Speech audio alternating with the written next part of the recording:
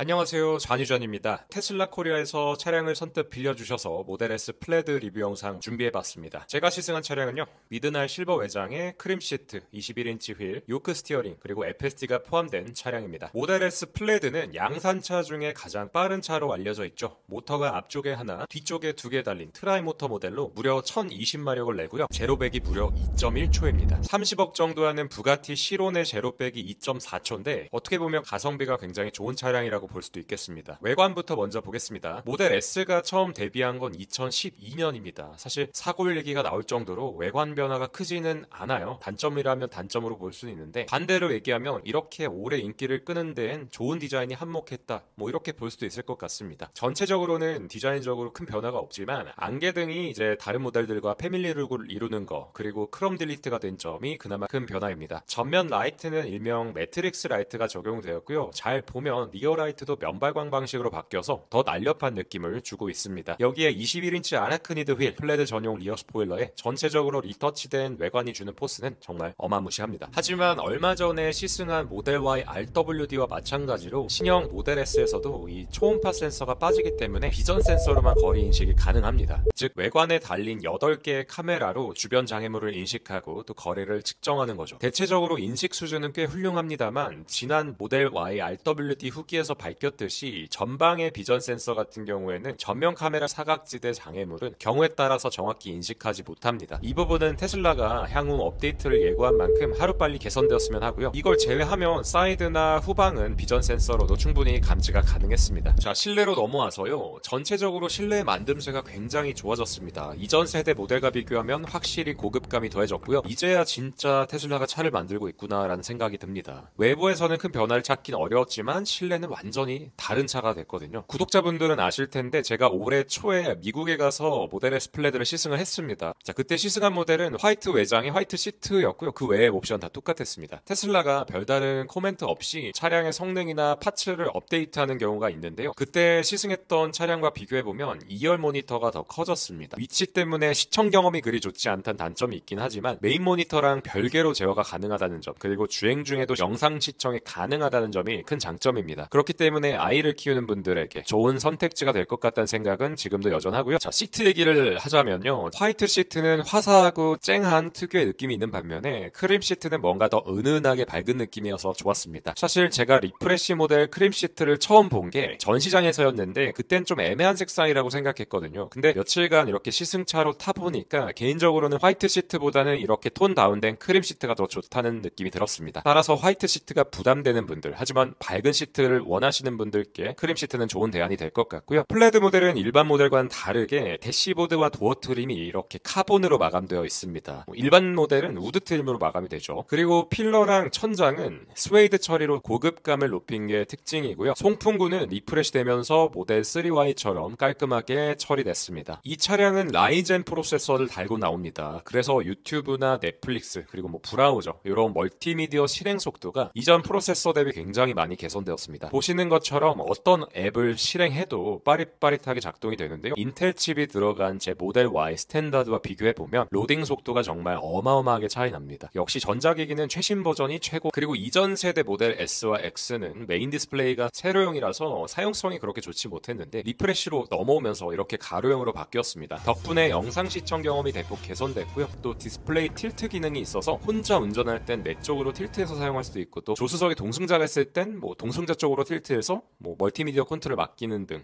이런 식으로도 활용이 가능하게 됐습니다. 그리고 시트를 자세히 들여다보면 타공이 되어 있는 걸 확인할 수 있습니다. 이건 통풍을 위한 타공인데요. 근데 이게 2열 시트에도 뚫려 있어서 1, 2열 다 통풍이 되는 줄 알고 좀 설렜는데, 사실 통풍 기능은 1열에만 들어갑니다. 그리고 이 통풍 시트는 바람이 나오는 방식이 있고 또 빨아들이는 방식이 있는데, 테슬라의 통풍 시트는 빨아들이는 방식입니다. 이게 시원할까 싶었는데 굉장히 시원했어요. 제가 시승했을 때 기온이 35도에 계속 육박할 정도로 더울 때였는데요. 시승차엔 틴팅이 안 돼 있어서 그런지 더 정말 뜨거웠는데 이 통풍 시트가 있어서 그나마 잘 견딜 수 있었던 것 같습니다. 모델 S와 X가 리프레시 되면서 생긴 가장 큰 변화는 뭐니뭐니 해도 바로 요크 핸들이죠. 모델 3Y와는 다르게 모델 S와 X에는 별도의 계기판이 있기 때문에 기존 원형 핸들 대비 전방 시야가 더 확보된다는 장점이 있죠. 그리고 처음에는 그립감이 좀 생소하긴 했는데 계속 사용해보니까 요령이 생겨서 그런지 오히려 그립감이 더 좋다는 생각이 들었고요. 하지만 여전히 어려운 부분들도 있었습니다. 특히 미국에서 시승할 땐 이 경적 경적 누를 일이 많이 없어서 몰랐는데 한국에서 시승하다 보니까 경적 버튼의 위치가 애매해서 긴급하게 경적을 눌러야 하는 상황 때 제때 누르지 못한 경우가 생기더라고요. 이게 핸들의 오른쪽 모서리를 파지하고 있는 상황에서 경적을 누르려다 보니까 이게 상당히 어렵더라고요. 이 부분은 좀 더 직관적인 방법으로 개선이 되면 좋겠다는 생각이 드는 한편, 이게 결국 테슬라가 원하는 건 경적을 누르지 않는 주행 환경일 텐데, 왜냐면 이 자율주행이 목표니까요. 아니 그래도 이게 몇 년 걸릴지 모르는데 어쨌든 좀 직관적으로 위치를 변경해줬으면 합니다. 이거 제외하고는요, 이 턴 시그널 넣는 것도 적응되니까 큰 어려움이 없었고요. 시승 중 비가 많이 왔는데 주행 중에 와이퍼 조절을 하는 것도 그렇게 어렵게 느껴지지 않았습니다. 그리고 이건 제가 지난 후기 때는 단점으로 꼽았던 부분인데요, 바로 급회전하는 부분입니다. 이젠 익숙해져서인지 요크힐로 급격한 회전할 때도 그렇게 어색하다는 느낌이 없었습니다. 처음에 요크핸들을 접했을 땐 파지법이 좀 애매하기도 했고, 그래서인지 회전할 때 손이 좀 허공에서 놀기도 했는데요, 이젠 나름대로 요령이 생겨서인지 원형 핸들 사용할 때만큼 편하게 돌릴 수 있었습니다. 하지만 이는 적응이 필요한 부분이고 또 개인차가 있을 수 있는 부분이기 때문에 경우에 따라 좀 어색할 수 있는 점은 참고 부탁드리겠습니다. 이 외에도 실내에서의 가장 큰 변화 중 하나는 바로 기어 변속 방법인데요, 관련해서는 지난 리뷰에 아주 상세하게 언급해뒀으니까요, 댓글에 링크 남겨두겠습니다. 그리고 테슬라의 자랑, 오토파일럿은 역시 끝내줬습니다. 자동차 전용 도로에선 거의 대부분 오토파일럿을 썼기 때문에 운전 피로도도 거의 없었고요. 이 차량엔 FSD도 포함되어 있어서 내비게이터 온 오토파일럿 기능도 요긴하게 사용했습니다. 참고로 모든 모델 S와 X는 미국 프리몬트 공장에서 생산 수입되기 때문에 한미 FTA에 따라 자동차 전용 도로가 아닌 곳에서도 자동차선 변경이 가능합니다. 마찬가지 이유로 내비게이터 온 오토파일럿 실행 중에도 운전자의 승인 없이 자동차선 변경도 가능했고요.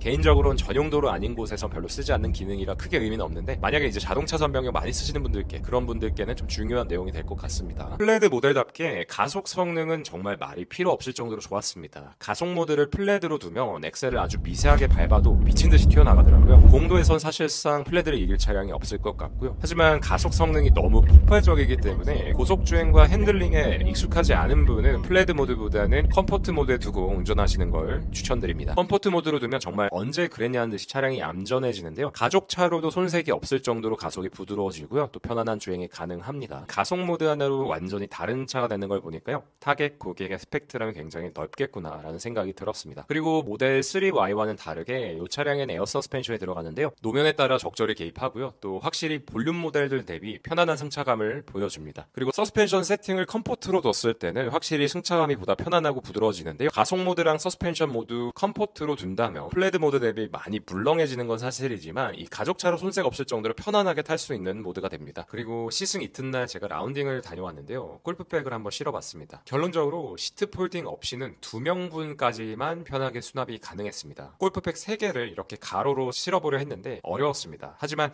가운데 시트를 폴딩한다면 4명까지도 가능할 것 같았고요. 그리고 또 테슬라가 자랑하는 광활한 트렁크, 그리고 지하에 수납 공간이 별도로 마련되어 있기 때문에 잘 활용한다면 더 많은 짐을 수납할 수는 있을 것 같습니다. 리프레시 모델에 새롭게 추가된 줌 미팅 기능도 사용해봤는데요, 룸미러 부근에 위치한 실내 카메라를 이용해서 영상을 송출하는 건데요, 이게 화질이 좋지 않다 보니까 이렇게 흑백처럼 나오더라고요. 그래도 상대방 얼굴은 이 메인 디스플레이에 굉장히 또렷하게 그리고 선명하게 잘 보였습니다. 실제 차 안에서 줌 미팅을 하게 될 일이 얼마나 있겠냐 싶긴 한데 없는 것보다는 훨씬 좋은 것 같습니다. 종합해보면 이전 모델들 대비 굉장히 만듦새가 좋아졌다는 느낌이 들었고 운전하는 내내 즐거웠습니다. 완전히 새로워진 실내와 미친 가속감은 퍼포먼스를 포기하지 못하지만 가족차로도 탈 차를 찾고 계신 분들의 지갑을 열기 충분할 것 같습니다. 전 시장에서 시승도 가능하니까요, 꼭 한번 타보시길 바라겠고, 모델 S 플레드 리뷰 여기서 마치겠습니다. 이상 좌니잔이었습니다. 감사합니다.